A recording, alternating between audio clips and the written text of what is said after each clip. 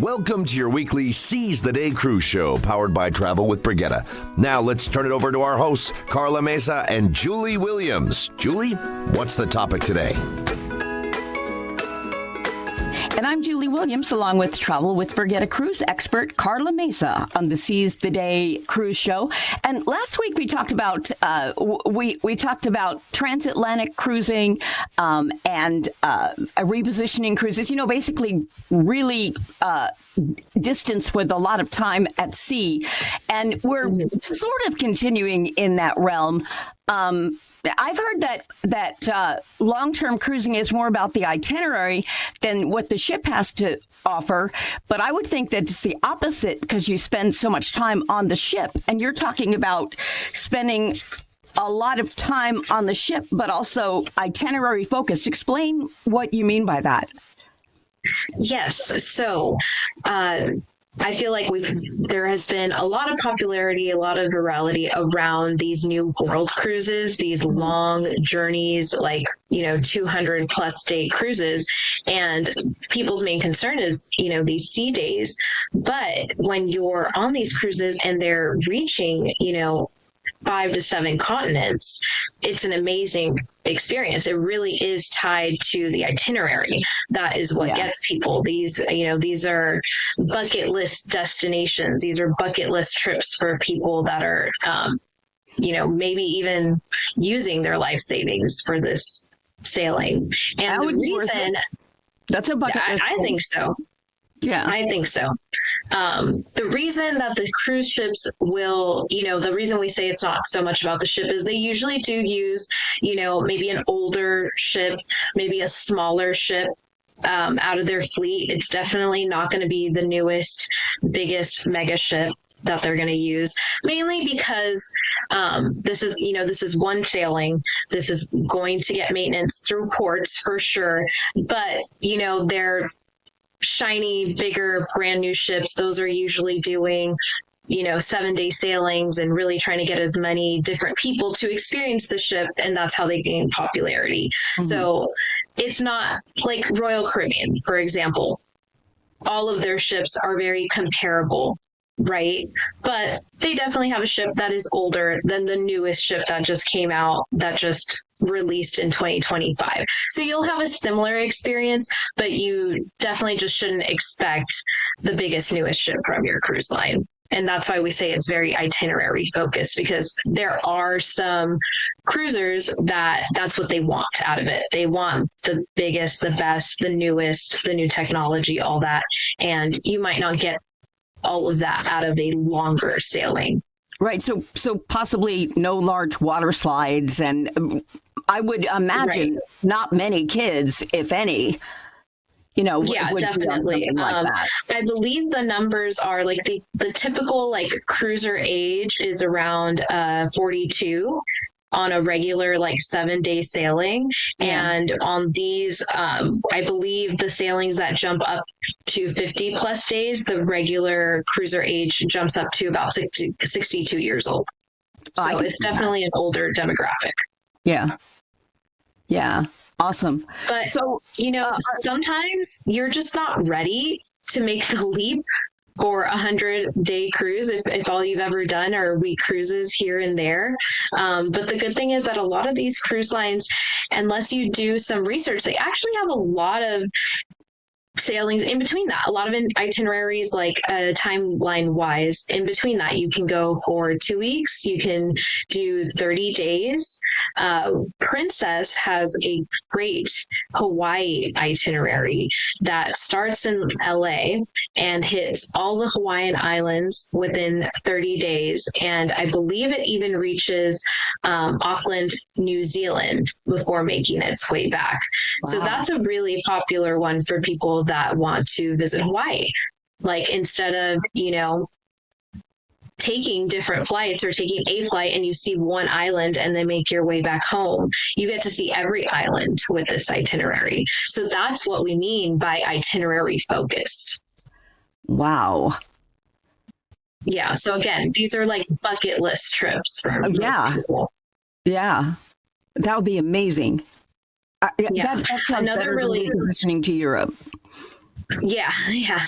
So another one that's actually very similar to what we were talking about last week with our transatlantic, but again, this is about 35 nights. It's a Caribbean cruise, but it starts and ends in Southampton, United Kingdom. So you're going to go from the UK. I think you hit one island in Portugal before you make your way all the way to the Atlantic, and your first stop on day like 12 is Barbados. Wow. So again, very similar to the transatlantic cruiser. You have to be not just okay, but you have to enjoy sea days. That is, although we're itinerary focused and we're going to have a lot of ports, you're still going to have a lot of sea days in between as well. It sounds like there are a lot of choices to think about. If somebody's intrigued by this, and if it's their time, unfortunately, it's not a time where I can just take up for 30 days, but that would be a dream come true. But if it is their timing, they may be intrigued by this. Tell us more. Any other cruise lines or any other destinations that, might even be coming up soon?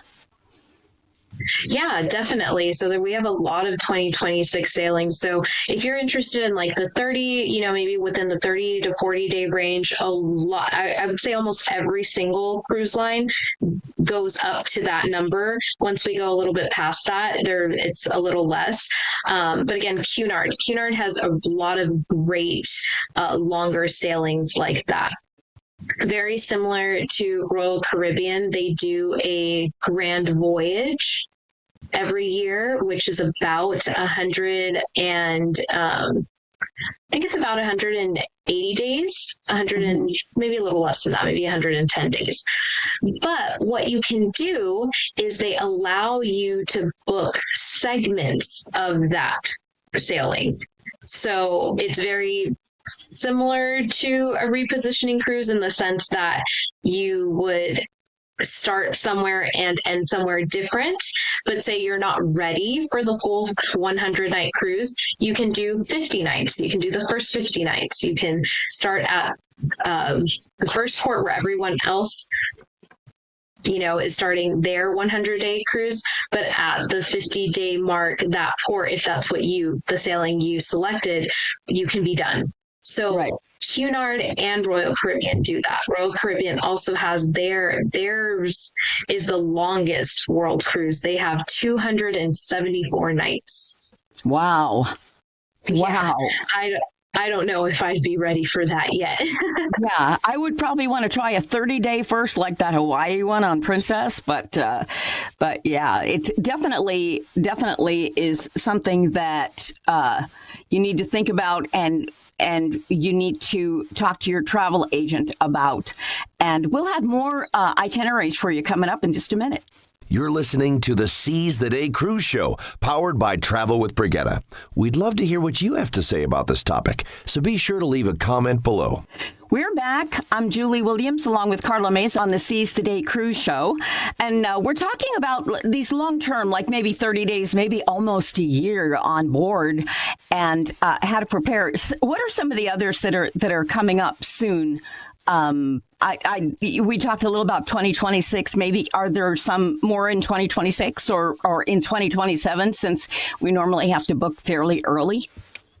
Yes, that would be my recommendation. So for 2027, I have two on our radar for those clients that are interested.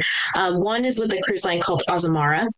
And they have theirs is the 2027 World Cruise. It's about 188 days. It goes to 37 countries, wow. 103 destination ports. And this one only reaches 5 continents, but that's still a really great, 103 ports. That's really great. Yeah. You're going to go to really, this one is focused on bigger major cities. So you're going to have stops like Sydney, Hong Kong, Tokyo, New York, Amsterdam, and even Stockholm. Wow. I'm amazed. That sounds great. So that sailing is going to run from January to July of 2027. That's that sailing right now. We also have for 2027 that we're looking out is Oceania cruises. They're a little bit more of a luxury line cruise, but again, I think these cruises, especially for like foodies, it's a major thing because you have so much time to try all the different food, all the different amazing things that that the cruise ship has to offer. And Oceania is one of those cruise lines where they are that is their focus. Their culinary art is their focus, and they're very good at getting fresh ingredients and working with the different ports that they stop at, and like including those different cultures cuisines on their ship. So I think that's a really popular one. It's actually I don't have the days in it's 180 days. This one runs from January to September. So wow. I think I may have had the other days wrong. That one runs from January to September. This one reaches 6 continents, has 100 ports, and 46 countries. I say this is also going to reach a lot of major cities. You'll go through the Panama Canal. You'll stop in Hawaii.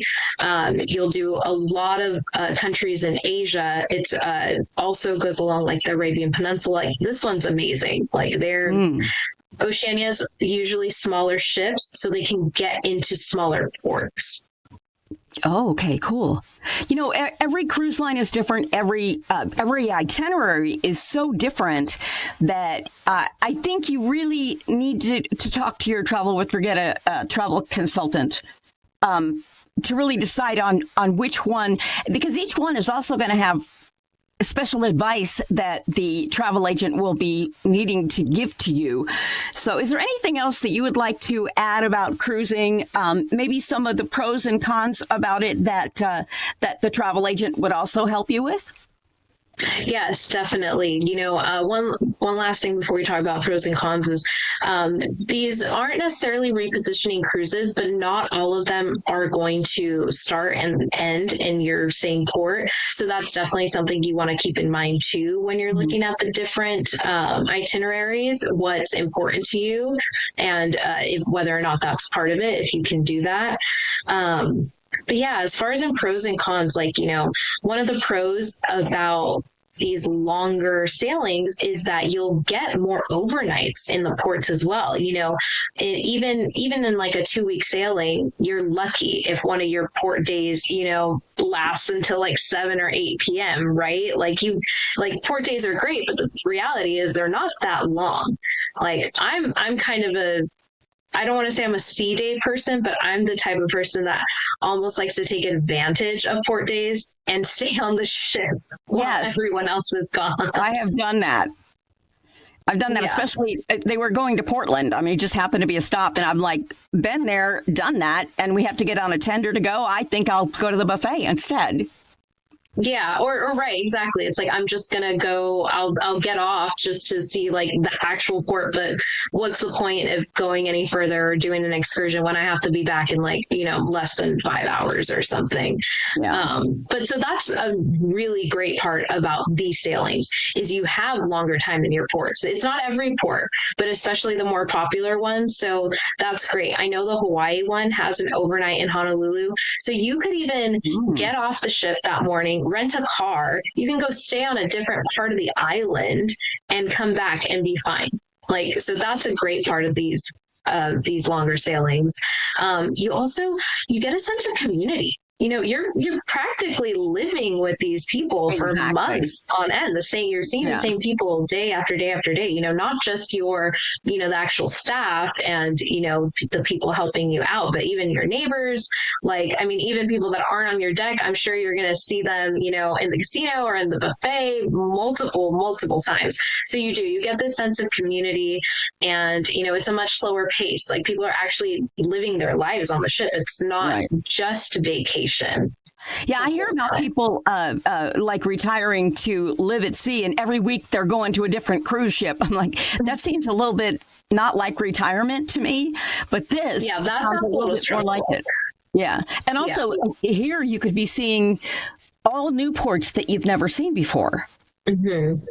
Yes, so that's another pro to me, is that you're doing one trip, but you're seeing so many destinations. You know, you're not paying for multiple flights back. You're not paying for different hotels. You're not packing your bag this many different times for certain destinations. Like, this is all one trip and you're still checking off, so many destinations. Yeah. Wow. So those are my pros. And so I don't see any cons. What would the cons be? So no. So we have to be realistic, and as your travel agent, we definitely have to talk to you about, I wouldn't even call them cons, but they're just things you have to think about and you have to plan for. One, the upfront commitment, period. That is 6 months out of your life. Like, you could be missing a wedding, or you have to commit to the fact that you will not be present in your home life. You have to think about your time away from family, work, and just your community and everything you have going on in your town, or where is it that you live, or your life. You really have to think about that upfront commitment. Additionally to that, again, I would talk about this with everyone, but specifically because the demographic for these sailings is older, you really have to think about your health conditions, how often you see your doctor, what you're seeing your doctor for, what your insurance covers, what type of additional insurance we could get you, prescriptions, how often are you getting them filled? Can you do that ahead of time? So there are things you have to think about, important things you have to think about before making these decisions. I never thought of those. But I think overall I'm sold. I mean, to me, after last week, a bucket list was a transatlantic, but I think you've sold me. This, first like a 30-day, like that Princess one, but then maybe, give me a 180-day one would be pretty good too. So thank you, Karla, for all that information, because it's pretty awesome. Till next week, we're Karla and Julie, encouraging you to seize the day. Bye. Thank you for joining us today on the Seize the Day Cruise Show, powered by Travel with Brigitte. If you enjoyed today's episode, you know the drill. Like, subscribe, and share. And don't forget to add your own 2 cents below. By the way, you can book a cruise 24/7 at bookings@travelwithbrigitte.com. Let us show you how we can get you a better value than you'd get on your own. And join us again next week on the Seize the Day Cruise Show.